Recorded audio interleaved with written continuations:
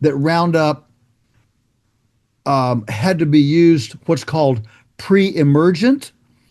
Pre-emergent was because if they sprayed it on any plant, it's called a broad spectrum.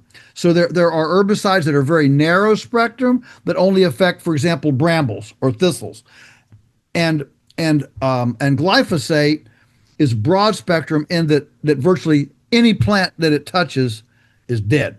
It's very broad spectrum, which means it's really useful if you want to get, if you want to get rid of plants. It gets rid of broadleaf plants, which is things like corn and soybeans.